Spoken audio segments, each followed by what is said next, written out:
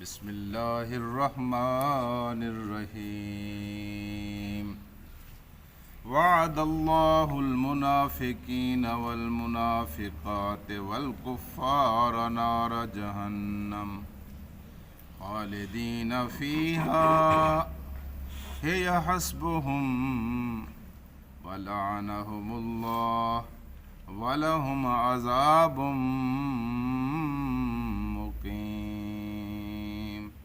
صدق اللہ العلی العظیم۔ رفقائے محترم، اللہ پاک نے ارشاد فرمایا ہے کہ اللہ نے وعدہ کیا ہے۔ وعدے سے مراد یہ ہے کہ یہ اللہ کی پکی بات ہے، کچی بات نہیں ہے، پختہ بات ہے، مضبوط بات ہے، اس میں کوئی شک نہ کرے۔ تین لوگوں کے بارے میں اللہ تبارک و تعالیٰ کے وعدے کا تذکرہ ہوا ہے، ایک منافق مرد، دوسرا منافق عورتیں اور تیسرا کفار۔ اللہ تعالیٰ نے ان تینوں گروہوں کے ساتھ اب اللہ پاک نے یہ وعدہ کیا ہے کہ وعدہ کیا ہے کہ نار جہنم، ان کے لیے جہنم کی آگ ہے۔ اللہ پاک نے یہ بالکل پکی اور پختہ بات فیصلے کی صورت میں لکھ کر یہاں قرآن حکیم کے اندر ہمیں دے دی ہے کہ ان کے لیے جہنم کی آگ ہے۔ اور پھر آگے اس سزا کی ہولناکی میں مزید اضافہ دو لفظ آگے بڑھا رہے ہیں، خالدین فیہا، اور اس جہنم کی آگ میں وہ ہمیشہ ہمیشہ کے لیے رہیں گے۔ جہنم کی آگ بذات خود بہت بڑی سزا ہے، لیکن وہ جہنم کی آگ میں ہمیشہ ہمیشہ کے لیے رہیں گے۔ حضرات، جہاں ایک بات اپنے ذہن میں رکھیے کہ منافق تو بہرحال منافق ہوتا ہے، کسی قسم کا بھی ہو، لیکن منافقوں کی بھی دو قسمیں ہیں، ایک اعتقادی منافق ہیں اور ایک عملی منافق ہیں۔ عملی منافقت کی کچھ نہ کچھ نشانیاں تو ہم سب میں کسی قدر پائی جاتی ہیں، جو اللہ کے رسول نے بیان فرمائی۔ بے شک اعتقادی منافق جو ہے وہ عقیدے کے طور پر اندر سے بالکل کافر ہوتا ہے، جس طرح ایک کافر خدا کو نہیں مانتا، وہ بھی خدا کو نہیں مانتا۔ ایک کافر جس طرح اللہ کے رسول کو نہیں مانتا، وہ بھی اللہ کے رسول کو نہیں مانتا۔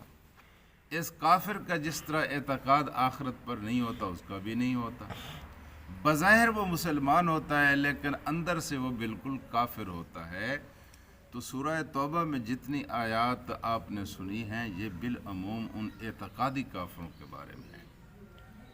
جی، کافر اعتقادی کافروں کے بارے میں ہیں۔ منافق فاسق تو ہوتا ہے، لیکن یہ وہ منافق ہے جو عملی طور پر نفاق کا اظہار کرتا ہے، اس کو فاسق کہتے ہیں، اس کو فاسق کہتے ہیں۔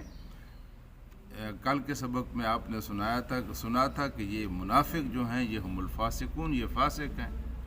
گویا فاسق اس منافق کو کہتے ہیں جو عملی طور پر نفاق کا اظہار کر رہا ہو، اور جو عقیدے کے طور پر اللہ کو نہ مانے، اللہ کے رسول کو نہ مانے، کافروں جیسے اعتقاد رکھے، اس کو ہم اعتقادی کافر کہیں گے۔ تو ان آیات کا جو شان نزول ہے یا ان آیات کا جو اطلاق ہے، وہ ان کافروں کے اوپر ہوتا ہے جو اعتقادی کافر ہے۔ کہا یہ گیا ہے کہ ان کے لیے جہنم کی آگ ہے، خالدین فیہا، اور وہ اس میں ہمیشہ ہمیشہ کے لیے رہیں گے۔ ہی حسبہم، ہی حسبہم، پھر اللہ پاک نے کہا یہی ان کے لیے کافی ہے۔ یہ جس طرح کسی کو سزا دینے کے بعد مارنے والا جب مار کر تھک جاتا ہے تو کہتے ہیں کافی ہے، بس تیرے لیے یہی کافی ہے۔ تو یہاں بھی اللہ پاک نے کہا یا حسبہم، تمہارے لیے یہی کافی ہے۔ بے شک میرے بھائیو، اللہ کی نافرمانی اور نفاق کی حالت میں جتنا بھی انسان وقت گزارے، وہ سمجھے کہ اتنا وقت وہ جہنم کے اندر جگہ سمیٹنے کے لیے گزار رہا ہے، اور اللہ کی فرما برداری اور اطاعت میں جتنا وقت کو انسان گزارے گا، وہ یہی سمجھے گا کہ وہ اللہ کی جنت کے اندر اپنی جگہ بنانے، اپنی جگہ وسیع کرنے کے لیے لگا ہوا ہے۔ یہ منافق جو ہوتا ہے، یہ کافر جو ہوتے ہیں، ان کو مثلا 10 دن کی زندگی ہے، 10 دن کی زندگی میں سے 3 دن انسان اطاعت کے گزارے، 6 دن انسان معصیت و نافرمانی کی گزارے تو گویا 3 دن کی اس کو سزا ملے گی، اور 6 دن جو اس نے اطاعت و فرما برداری میں گزارے ہیں اس کو سزا نہیں ملے گی، جو فاسق فاجر مسلمان ہے۔ لیکن اعتقادی منافق جو ہوتا ہے یا کافر ہوتا ہے، وہ زندگی کے پہلے دن سے لے کر آخری دن تک خدا کو نہیں مانتا، اللہ کے رسول کو نہیں مانتا، وہ ایک سارے کا سارا وقت اس نے خدا کی نافرمانی میں اور حالت کفر میں گزارا ہوتا ہے۔ اس لیے وہ 10 کے 10 دن جو سمجھیے اس کے اللہ کی نافرمانی میں گزرے تو اس کی ساری کی ساری زندگی جو ہے وہ جہنم کے سپرد ہو۔ آگے ارشاد یہ ہوا ہے کہ حسبہم، یہ ان کے لیے کافی ہے، اور پھر ارشاد ہوا ہے کہ وَلَعَنَهُمُ اللَّهُ، اللہ تبارک و تعالیٰ کی ان کے اوپر لعنت، یہ اس سے بھی زیادہ سخت سزا۔ اللہ کی لعنت ایک ایسا لفظ ہے جو صرف اور صرف اللہ تبارک و تعالیٰ استعمال فرمائے تو استعمال فرمائے، کسی دوسرے کو اس کا حق نہیں ہے کہ وہ اس کو استعمال کرے۔ اللہ کی رحمت کا مفہوم اللہ کی لعنت کا مفہوم اللہ کی رحمت سے محرومی ہے۔ اللہ کس کو اپنی رحمت سے محروم تصور کرتا ہے یا سمجھتا ہے، یہ اللہ کو پتہ ہے، کسی دوسرے کو پتہ نہیں ہے۔ اگر کوئی کسی دوسرے کو لعنتی کہتا ہے تو گویا وہ خدا کے مقام پر جا کر بیٹھ جاتا ہے۔ اس لیے لعنت کا لفظ اپنے منہ سے نکالتے ہوئے بہت احتیاط کی ضرورت ہوتی ہے۔ یہ تو ہم اکثر کئی لوگ نکال دیتے ہیں۔ بہت گناہ کا کام ہے، بہت غلطی کا کام ہے، یہ لعنتی یہ یوں ہی کہہ دیتے ہیں۔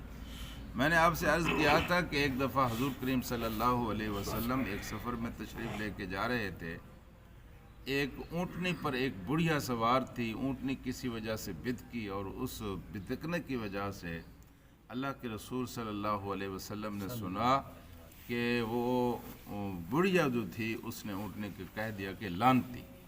تو اللہ کے رسول نے فرمایا اتر آؤ، اور وہ مائی اتر آئی، اور پھر حضور کریم صلی اللہ علیہ وسلم نے فرمایا کہ یہ اونٹنی اب ملعونہ ہے، اس کے اوپر نہ کوئی سوار ہوگا، اس سے نہ کوئی کام لے گا، نہ یہ کسی کی ملکیت ہوگی۔ چنانچہ مدینہ منورہ میں وہ اونٹنی گھوما کرتی تھی، اور کوئی آدمی اس کو ہاتھ نہیں لگاتا تھا، اور کہا جاتا تھا کہ یہ ملعونہ اونٹنی، ملعونہ جس کے اوپر لعنت کی گئی۔ جی، تو جس کے اوپر لعنت کی گئی ہے، اگر وہ لعنت کا مستحق ہے تو لعنت اس تک پہنچ گئی، اللہ کی رحمت سے وہ محروم ہونے کا مستحق ہے تو وہ اللہ کی رحمت سے محروم ہو گیا۔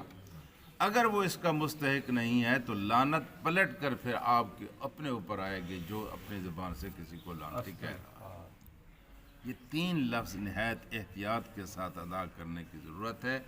ایک کسی کو کافر کہنا، ایک کسی کو لعنتی کہنا، اور ایک کسی کو منافق کہنا۔ منافق کا حال بھی اللہ کو پتہ ہے، کسی دوسرے کو پتہ نہیں ہوتا، یا پھر اللہ تبارک و تعالیٰ نے اپنے رسول کو جن لوگوں کے بارے میں فرما دیا، آپ نے ان کے نام لیے تو نام لیے، کسی دوسرے کو یہ حق حاصل نہیں۔ لعنہم اللہ، اللہ کی لعنت ہے ان کے اوپر۔ اللہ کی لعنت کی یعنی اللہ کی لعنت کو اگر آپ سمجھنا، اس کا مطلب یہ ہے کہ اللہ کی رحمت سے یہ محروم ہے۔ اللہ کی رحمت سے محرومی کا کیا مفہوم ہے؟ اللہ کی رحمت سے محرومی کا مفہوم یہ ہے کہ انسان گناہ کر رہا ہو اور اس کو احساس نہ ہو کہ میں گناہ کر رہا ہوں۔ انسان برائی کے راستے پر چل رہا ہو اور اس کو کبھی احساس نہ ہو کہ مجھے اس راستے پر نہیں چلنا چاہیے، وہ آگے یہ کی نشانی ہے کہ اللہ اس سے ناراض ہے، اللہ نے اپنی رحمت اس سے ہٹائی ہوئی ہے۔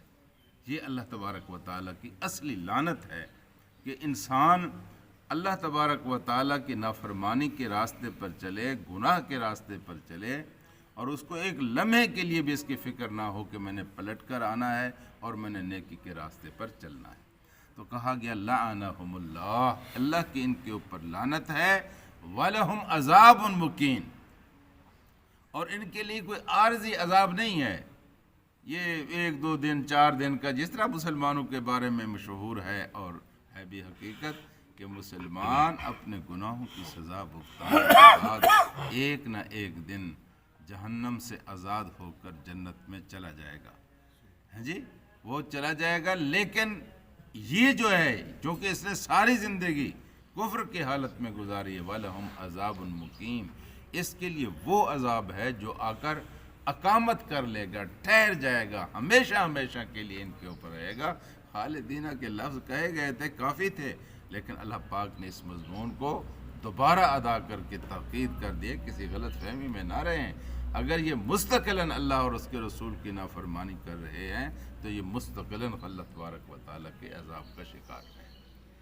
تو میرے دوستوں اور ساتھیوں، ہمیں یہ منافقت سے حد المقدور بچنا چاہیے. اس کی نشانیاں اللہ کے رسول نے جو بتائی ہیں اس سے ہمیں بچنا چاہیے. اور خصوصاً یہ ذہن جو ہے اس کو خیالات سے محفوظ رکھنا چاہیے. ایک تو وسوسے ہیں جو آتے رہتے ہیں. ذہن کسی شہر کا یوں سمجھے مال روڈ ہوتا ہے. مال روڈ سے وزیر اعظم کی گاڑی بھی گزرتی ہے، کچرے والے ٹرک بھی گزرتے ہیں. تو اسی طرح ذہن میں اچھے خیالات بھی آتے رہتے ہیں اور برے خیالات بھی آتے رہتے ہیں. اچھے خیالات ہیں تو ان کو پہرے دیں، برے خیالات آتے ہیں تو ان کو گزر جانے دیں. خیالات اگر ٹک پڑے تو پھر سوچیں گے، سوچنے کے بعد پھر منصوبے کا وقت آتا ہے، پھر عقیدے کا وقت آتا ہے، پھر عمل کا وقت آتا ہے. ابتدا اس وسوسے سے ہوتی ہے. اس لیے اللہ کی ذات کے بارے میں، رسول اللہ صلی اللہ علیہ وسلم کی ذات کے بارے میں، تقدیر کے بارے میں، اللہ کے فرشتوں کے بارے میں، آخرت کے بارے میں، جب بھی شیطان آپ کے ذہن کے اندر کوئی وسوسہ ڈالے تو بس اس کو وسوسے کی طرح رکھیں، اس کو آگے نہ بڑھائیں، اس کے اوپر مزید نہ سوچیں، اس کے اوپر بحثیں نہ کریں، ورنہ یہ انتہائی خطرناک. اللہ سے دعا کرتے ہیں کہ اللہ ہمیں قرآن کو سمجھنے اور اس پر عمل